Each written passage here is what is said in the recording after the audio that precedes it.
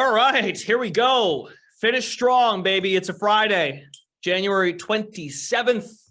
We are just, what time is it? 5:34 Eastern. So we're basically 48 hours out from maybe an excellent fourth quarter between the Niners and the Eagles, hopefully in the NFC title game. And by hopefully, I mean it's a compelling competitive game. And then an hour, we'd be 49 hours away from Bengals Chiefs kicking off the AFC Championship game. It's Brendan Glasheen and Matt LaMarca with you here on the slate. Long Madden sim on a Friday. It's always Fridays where the sim doesn't cooperate. The 4 o'clock one, they know that you're just trying to get to the finish line of the week. So we're up and running now. We'll take you up until 6 o'clock, maybe a few minutes after to make up for missed time. LaMarca, what's up? Are you chilly? Are you preparing for the cold or the wind in Philly or Kansas City? Because you look dressed right now like you're going to be really cold somewhere. I'm wearing the same thing I always wear. Maybe not always the beanie. Sometimes it's the cap. But no, I'm good. Weather's been a little bit sketchy around my neck of the woods. I lost power the other day. My alarm didn't go off, which is always concerning. I'm probably one of the few people that still actually use a physical alarm clock, because I'm such a heavy sleeper that the phone alarm doesn't wake me up. Yeah. Those, I remember before I had a cell phone, those alarms are awfully powerful. Oh yeah. Yeah. Now, is it like an old school, like ding, ding, ding, ding, ding, or is it like more of like it's digital. Okay. That's exactly it. You got the noise. Yeah. God, that's annoying, but it would feel like I'm watching like a Disney Channel original movie, I can say that. I can talk like, when Brink has to wake up and go to his to go to for Team X Blades and then Team Pup and Suds. He's trying to practice for two teams. Poor guy doesn't get any sleep. And I can talk about Disney on this show because, DK Sportsbook and Disney, ESPN, they've got like a thing going now. So that's fair game. So I just came up with that. Pup and Suds. What a throwback, man. Probably the best of the Disney Channel original movies. Yeah. Johnny Tsunami's up there too, in my opinion. I don't know if I know that one. Johnny Tsunami? You're kidding me. Sorry, the name doesn't ring a bell. The surfing one. And then the kid surfs, Johnny Capahala, and then he goes and moves to Vermont with his family. He becomes a snowboarder. LaMarca. It sounds familiar, but I can't, Do you have Disney Plus? Yeah. Watch it. You'll love it. You're telling me to watch this now as a 33-year-old man? It's going to hold up? Yes, you'll enjoy it. Okay. You'll watch, right? And you'll be like, wow, if I was back when I was 15 or when I was 10, 12 years old, you would have been like, damn, how did I not watch this? I'll probably remember it once I put it on. Will be the most likely outcome because I'm sure I've seen the vast majority of them. I've never, because we're about the same age. When I've brought up Johnny Tsunami, I've never had that response. Like, which one was that? Like, wow. Okay. Well, yeah, I mentioned clearly I'm in the wrong here. Yeah. Some of our folks behind the scenes here are being kind of rude. But yeah, I mean it. Like, I know people are like, you should watch this show or like, no, like if you liked Brink, you'd like this one. That's what I'm getting at. So, okay. Word up. And great thing too, is, and maybe this is me like getting older now, like the best thing, it's like watching college or not so much the NBA, but watching college basketball now too. Disney Channel original movies, nice, tight product, 90 minutes. Yep, you set it up, builds to the climax. Oh, you see the kid crying. He likes a girl. Poor kid fell. He betrays his friends. And then here he comes to save the day in this crazy triathlon finish in these sports Disney Channel original movies. So it's a nice, tight product, in and out. You can still go on with your day, handicap these two games, and go on with your life. That's what's fantastic too. Wow. First time maybe ever I've done this show since last September, and I've ever gone off the rails like this. I feel like we're doing Madden again. 100%. But you know what? We were talking about Disney Channel original movie sports movies, which this relates to sports. We're a sports program. Let's get into the games. And plus, we only have two games to talk about. So that was worth our time for 7 minutes. Um, Niners, Eagles, Bengals, Chiefs. I think after all of that, Jeff Ulrich is in the Zoom too. So Jeff is going to jump in and join the discussion. Hi, Jeff. Oh, I'm back off. Lamarcus back on. I'm here. What's up? How you doing, man? I'm good. All right, Lamarca, you go first. We haven't talked about anything about the games yet. Great start to the show. What's your latest feeling? We'll start with San Francisco, Philadelphia. Yeah, I mean, not much has changed for me on this one. We've had, basically no line movement on this game, which is a bit concerning if you are an Eagles backer like myself. Looks like a vast majority of the dollars have landed on the Eagles, and yet for some reason this game has not moved to 3. So it seems unlikely that we're going to get the 3 if you like San Francisco. I think this is probably your best number to get for both sides. But yeah, I think that all things considered, like, I'm still looking at this game the same way. There are 2 really good football teams here. Yep. One has a guy who was the MVP front runner in week 15, and one has a guy who was the last pick of the draft. And, despite the fact that Brock Purdy has impressed, he was still not considered to be a very promising NFL prospect. So no rookie quarterback has ever made it to the Super Bowl. It would be weird to me if Brock Purdy is the first. I think that the Eagles are my side here. Yeah, rookie quarterbacks in the conference title game, doesn't matter, AFC, NFC, 0-4 all time going into this game. And the most recent cases, I know Big Ben's one of those guys. I think Flacco may have been at one point. Oh, no, Mark Sanchez. Mark Sanchez was one of those guys as well. Sanchez. I'm not going there. The Sanchez, yeah. I mean, look at Lamarcus' hat. But my point was that in a lot of those cases, too, they lost by more than 1 score. The rookie quarterback did. So, you look at the line and think, well, Brock Purdy will keep him in it. But in those other 4 spots, 3 of the 4 losers, rookie quarterbacks, conference title game, they've lost by more than a touchdown. So we'll see. But again, you got to look at San Francisco. Healthiest they've been all year. It's a different looking team than when they played Mariota and the Falcons middle of the season when a bunch of guys were banged up on their defense. Now, it is concerning. Jeff, we talked about this on Monday. McCaffrey was, Olsen brought this up on the broadcast. He had the heating pad on the calf, didn't practice. Deebo Samuel was a limited participant, I think, right? Deebo was limited. McCaffrey didn't practice. Mitchell didn't practice. That was the other one. Where are you at, Jeff, on this one? I know you've been high on both teams all year. Yeah, no, it's funny. Like, at the start of the week, it really just, like, you look at this and you're like, how do I not bet San Francisco, or how do I not bet Philly? Yeah. But for basically all the reasons that Lamarca laid out about this line, I actually really feel like San Francisco's aside. I actually bet them today. Because I am like, it's weird. It's weird that this line hasn't moved. And I really think that, like, they don't want liability with San Francisco +3. So I don't know, man. Like, I get it. And I look at this and I say, like, there's every reason to bet against Brock Purdy, but the 49ers have won 12 straight games. 8 of them have been with Brock Purdy. And I can't remember if this was with you on Monday that I said this, but it may have been with Emerson on Wednesday. But what is going to change just because they're playing the Eagles? Like, San Francisco has been beating teams. And I know, like, you can make the strength of the schedule and stuff, but, like, they got past the tough Dallas defense last week. San Francisco just protects their quarterback. It's a system thing.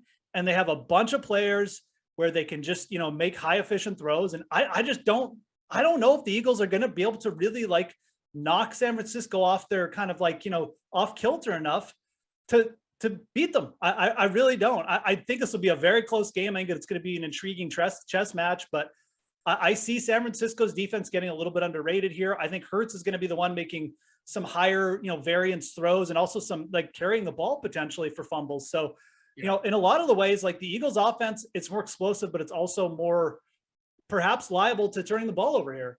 And I think San Francisco getting points, I'm actually happy to take them. I don't really want to bet against the Eagles. Like, I do have an Eagles Super Bowl future, but so in a way it makes for a good hedge for me. But I look at this line and it does concern me. Exactly what Lamarca said. I would be concerned for us on the Eagles as well. So LaMarca, so just to clarify, LaMarca, you are on San Francisco. No, I'm taking the Eagles despite the fact that I think that the Vegas stuff is a little bit sketchy. I just think that like it's the two most talented teams in football. So give me the one with the significant quarterback edge. And I do think that as good as Purdy has looked, he did show some regression last week. He clearly wasn't, lighting up the Cowboys the same way he did teams like the Seahawks. But their defense was enough to overcome it. I'm not sure if that's going to be the case this week against Philly. The one thing that really does stand out in the 49ers' favor is that Philly has been pretty exploitable on the ground. So it might even be a situation where Brock Purdy doesn't have to do anything, right? If they can just hand it off to Mitchell and McCaffrey and Debo, and they can get all those guys working in that Shanahan offense, then they don't necessarily even need a huge game from Purdy, but I still think that when things are this even, I will take the team with the perceived edge, at least at quarterback. Before we transition to the AFC title game, why don't we dive into the prop market? Do you guys like anything in particular based on what we know about Purdy, rookie quarterback, this kind of spot? What might we see from the Philadelphia offense? We didn't really see all that much in the sense that Jalen Hurts looked really good on the first drive against the Giants. But when you have such control over a game, you don't have to really peel back the playbook and find all that much, right? So, and they're a ground and pound team. I tend to lean towards an under in this spot at 46.5 points because I really do think these teams are really solid up front and are just going to beat each other up. I do know there's a liability with the Niners. They can be beat over the top. See DK Metcalf in the wild card round, the way he went off. But what about the player prop market? Jeff, you want to start us off there? Anything you like? So do we have I don't know if this is up yet. I don't know, maybe one of you guys know, but is there a most receiving yards in game prop up yet? They'll probably put one up eventually, but I don't think there is actually. When that comes up, I'd be interested in. Here we go. Yep, we got it. Playoff specials. Oh, okay. There you go. But now you're talking about the whole playoffs. No, I was just talking about this. Oh, you meant the game. Yeah, I don't think they have the one up for the game yet, but they might. That might be a weekly special. Weekly special. No, it's not up. I was just going to talk. I feel like George Kittle would be a good target there. Philly at the outside, they've regressed a little bit. Philly was bad guarding against tight ends last year. They allowed Lawrence Cager to go semi-ham last week. A lot of that is just prevent, but if San Francisco gets into the pass happy mode and Hurts is moving the ball with his legs, I think there's a chance Kittle ends up with the most yards here. He's done it 3 times over. He's led San Francisco in yardage 3 times over his last 6 games, I think it is, or maybe it's 2 times, but he's done it significant enough times that if he's the underdog, if you're looking at Devontae Smith, Brown, Debo, and Ayuk, and Kittle has bigger odds than all those guys, I would take a look at that. And I also I don't mind his over on the passing props as well, but I would look more for a big kind of variable there than hitting the prop. The prop lines are pretty strict this week. So I don't have a huge lean. But yeah, that was one that kind of stuck out. If you look for a Kittle, most receiving yards in the game. Okay. He said at 47.5 for the game. So you think Kittle could, well, I guess you're seeing value, I guess is what you're trying to say, that you think Kittle could lead the game despite Smith and Brown on the other side? Yeah, that's, I just we don't even have a line, so I can't even say. For all I know, TK is going to make Kittle the favorite, but if he is rated as the 5th favorite in that market, I think that would be a good value proposition. So I thought we might get a lineup. They probably will put one up for it eventually. They often do, but it's just not up there yet. Yeah, I wonder in a good spot to potentially have a big game. That's basically. I wonder if there's a way you could maybe work that into a same game parlay. Yeah, potentially. Actually, that's a good. Point. Sometimes they'll have it for that, but not a singular bet. But okay, LaMarca. Actually, sorry, I did on the other side of that game quickly, and then I'll let LaMarca go. Under Dallas Goedert, 4.5 receptions. I really like. Goddard's only seen more than 6 targets in a game 3 times the entire season. That's a big prop for a guy who really just doesn't get those big targets. And he's obviously got 2 legit wide receiver ones in front of him. So really like that against San Fran. That's probably my favorite prop of this game, actually. Okay. All right, LaMarca, what do you got? Anything? So I'm going to go with Brock Purdy under on the passing yardage. I think that there are multiple ways that prop doesn't get there. I think, first off, they could just be a game script type thing where the 49ers go run heavy in this spot. But secondly, the Eagles defense is just really tough to pass against, right? They're first in pass defense DVOA. They're first in adjusted sack rate. So this will be Purdy's biggest test.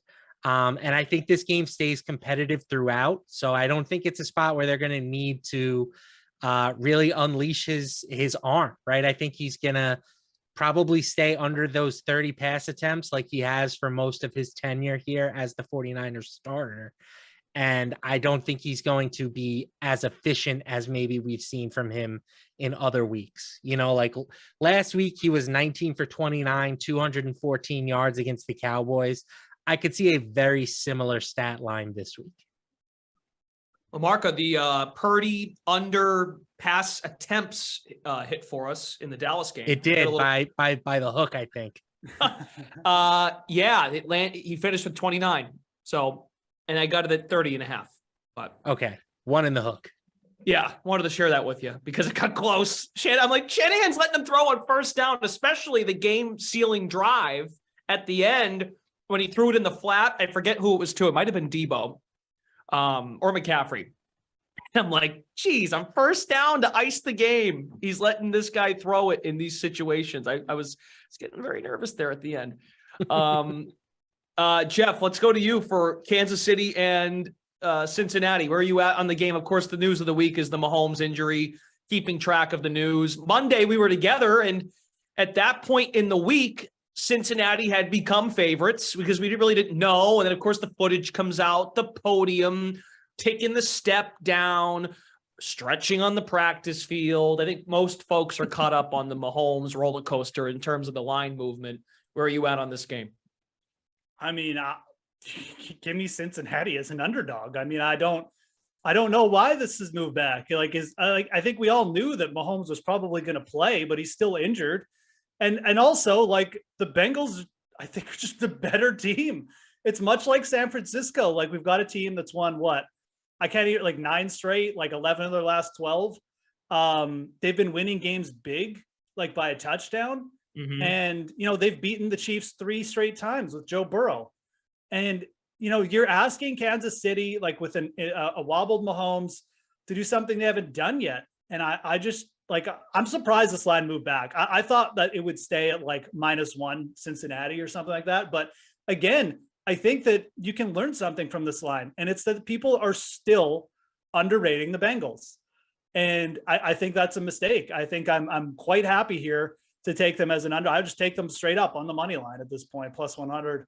I think that's the side.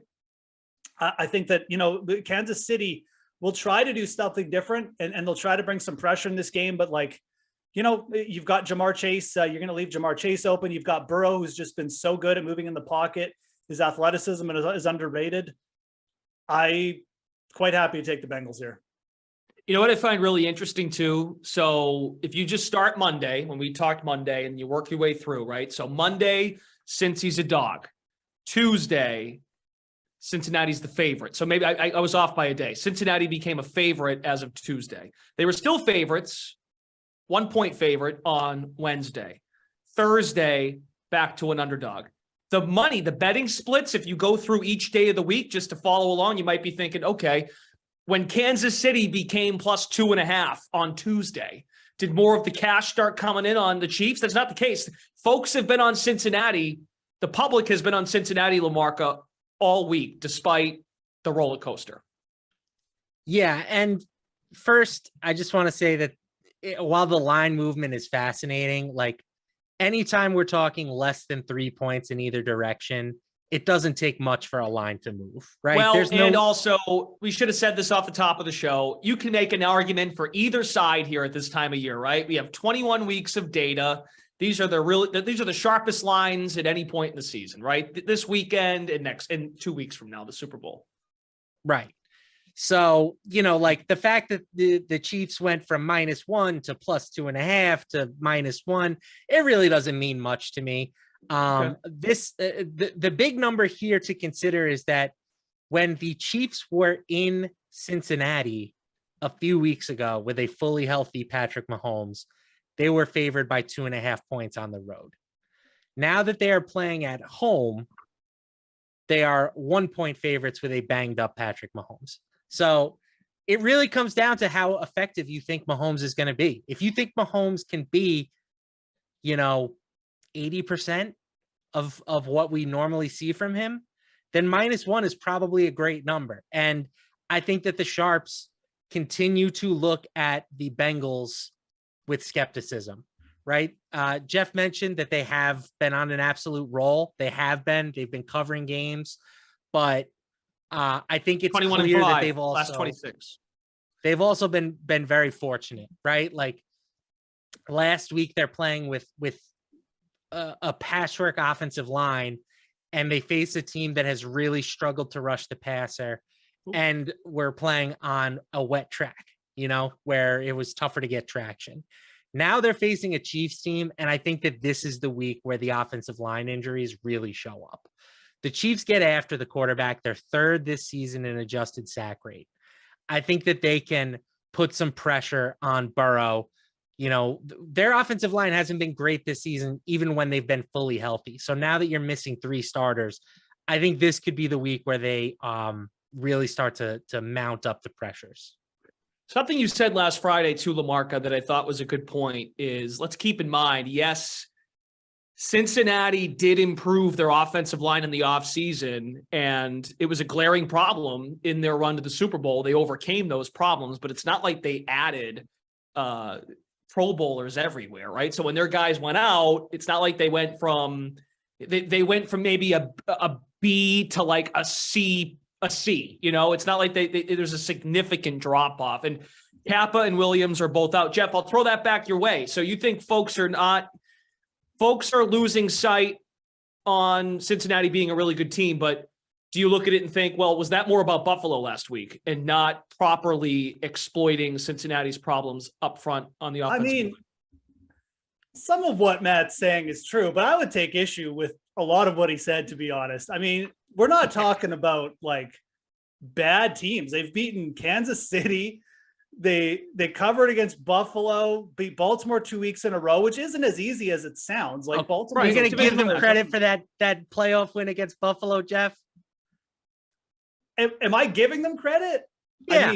I don't know why I wouldn't. Buffalo was they were about to go down 7 against Tyler Huntley in the fourth quarter, and a fumble return swung everything. Cincinnati could be on their couch right now. That was easily probably their worst game. And you're right. They definitely got lucky, but like every team that's got to this point has had a game like that. I think you could argue the 49ers last week against Dallas were probably lucky to get out of there as well. So I don't know, man. I definitely get what you're saying, but like as far as, some of the stuff that went on with Buffalo, but I think that Cincinnati is they're very, very good at just finding a way. And I don't think people realize quite yet. I know people like to look at the EPA stats and how really good is Joe Burrow, but there's some things that it's just hard to quantify, like what he's doing at the line of scrimmage. And it's not just him, it's him and Zach Taylor. Like they didn't just beat the Bills, and they weren't just like, oh, their O-line was better. Like they kind of just outsmarted the Bills. They just made the Bills look bad. And the Chiefs could definitely adjust better, and maybe they'll have a better game plan and they'll neutralize some of that. But the Bengals have literally been doing this for 10 straight weeks. Every time that, we think that this is going to be the end of it, they just keep doing it. They find a way. So I don't know, man. I look at their body work, and it's pretty hard to poke holes personally, but it's a solid. You're not right. You're not wrong in saying the Baltimore game was, I was a little bit worried about that too. I was worried about it going into Buffalo. That's why I stayed off them last week. So I'm just at this point, I'm just trusting them. I don't see anything there. They're the healthier team. I also feel like, that like their defense is going to have a quite easy time scheming against a team that, like Travis Kelce is kind of like their downfield midfield weapon. And, now they're just going to have to kind of like dink and dunk here. And I just don't know if it's going to be enough, man. I think the Bengals here, I think the Bengals here win by like a touchdown. I really do. So here's the thing for me. The sharps, a lot of what I say, I base on like sharps and what they're doing, because there's a reason why they're sharps, right? And the sharps have been very anti-Bengals for the better part of a month, I'll say. And so when Jeff says that he's not sure that people realize how good the Bengals are, that's the statement that I kind of take issue to, because the public is all over the Bengals. The public loves the Bengals getting points this week. It's the baby. sharps that are really pushing back against that. This week, the Bengals are the public bet. They haven't been the bet in the past, or they certainly haven't Last been a week bet too. overall. Yeah, with the Last 5.5. week too was definitely a sharps versus square spot, and the squares came out ahead. I'm not saying that the Bengals can't do it again. They probably, like they really have been playing incredible football, covering spreads left and right. So it's not going to shock me if they do it again. But the for as good as like you look at the Bengals ATS numbers, Patrick Mahomes' ATS numbers as a small favorite are also pretty freaking incredible. So I think I think this should be a really good game. I hope Mahomes' ankle is, remotely healthy. I'm sure they're going to shoot him up with more stuff than a racehorse at the Kentucky Derby, but we'll see. I just, this is a game that I think we should be enjoying. Oh, for sure. Real quick before we go, either of you have a prop that you want to get out before we say goodbye, or do you want to move on? I mean, it's tough, right? Mahomes, there's no pat. I would say this. I saw this today.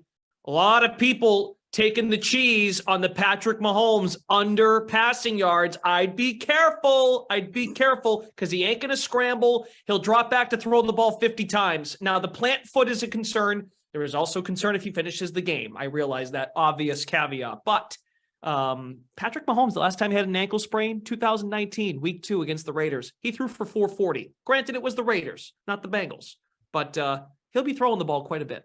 So I'd be careful. I really like Isaiah Pacheco over 11.5 carries. Oh, by the way, real quick, Bengals, Jeff, -6.5 plus 240 alt spread. Yeah, I actually don't mind it. Under a touchdown. So there you go. Go ahead, Lamarca. You said Pacheco? Yeah. Pacheco over 11.5 carries. He's taken over as their clear, grinded out running back. I think that they go with a little bit more of a run heavy approach this week, as far as they're dealing with an injured quarterback. And the last time that these teams met, Cincinnati kind of played a lot of too deep coverage and dared the Chiefs to beat them with the run. Pacheco had 14 carries in that game. I think he gets to 12 pretty comfortably in this spot. Anything for you, Jeff? I mean, I wrote up that exact prop this week, so definitely in line there. And then also, I kind of like Jamar Chase's over here. Was really efficient in the first meeting. I think one scenario that you'll see is that the Chiefs will adjust a little bit. They played a lot of zone defense in the first meeting, and they kind of got picked apart because of it. I think they'll try and bring more pressure, but it's going to open up Chase potentially for more big plays. At the very least, it's Jamar Chase. He only had he got over this on 8 targets in the first game. He's probably going to get 12 targets, just the way he's been trending. So like that. And then I also kind of like Joe Mixon for an under here. His prop is just for rushing, receiving. It's up to, I think it's 84 or 85.5. It's a big number. And I think it's a little bit of an overreaction to what he did last week against the Bills. Again, the Chiefs, I think they're going to make some adjustments. I'm not sure if it's going to work, but I do think that one thing they'll try and do is hold up the rush a little bit and, force Joe Burrow to beat them in different ways. So, which I probably think he will, but I like Joe Mixon's under there. It's a big number at 84.5. All right. I'll second the Chase and Mixon props, and I'll add in Jamar Chase first touchdown at plus 800. That feels like way too thin of a number for a guy who is just scoring at will at this point. That's I'm surprised it's available at that, to be honest. I would have thought like plus 6 or worse. Oh, wow, my YOLO touchdown prop, man, before we go. Trenton Irwin. That is a YOLO prop. Plus 600. This dude has the same number of red zone targets as Tyler Boyd and T. Higgins since week 9. He's got a 17% touchdown rate. He's got 23 targets this year and 4 touchdowns. How many in the red Irwin. zone? What's that? You said 23 red zone targets? No, he's got 23 targets on the season and he's scored 4 touchdowns. He's got a 17% touchdown rate. And so he's been used. What Irwin is, he's actually like a red zone specialist for the Bengals. And he's going up against the defense who allowed the most, second most red zone touchdowns to wide receivers this year. All right. All right. I like Noah Gray at plus 650. That's my. I actually don't mind that one either. There's your same game parlay. Right there. QB sneak anytime touchdown for Noah Gray. A QB sneak. Yeah, I mean, they don't run. Mahomes doesn't sneak the ball in Kansas City, so they'll run like a formation. They'll motion him in. And then he'll just plunge it in near the goal line. I like it. Okay. I like it. All right, fellas. We spent a couple extra minutes because we were a little late getting on today. So and there's no Madden tonight. So good work. Enjoy the games on Sunday. Should be a lot of fun. Hopefully we get some good games and you guys are successful. So for Jeff Ulrich. Go Chiefs. Yeah. You do have the Andy Reid look tonight. I wore my Andy Reid big red outfit. Yeah. Oh man. And the more I think about it, I really do want Kansas City, Philly, Andy Reid against his old team. That'd be kind of fun. Oh yeah. I never even thought about that angle actually. That'd be awesome. It'd be great. But I mean, it would be great. And then once the ball gets kicked off, you don't even think about it anymore. But the build up would be good. Just be talked about ad nauseum as well. So yeah. Reed knows everything in those closed doors. Okay, we got to go. For Lamarca, for Jeff Ulrich, thanks to Eamon and Daniel for everything they do behind the scenes. Brendan Glasheen. Sunday Sweat, 11 a.m. That's the plan, right? Sunday Sweat. They'll get you set for Championship Sunday. They'll get you. They'll lead you right into the afternoon, so you can get a bite to eat after the show, and you'll be good to go for the 3:00 start between the Eagles and Niners. So long, everybody. You all have a great weekend. Catch you next week.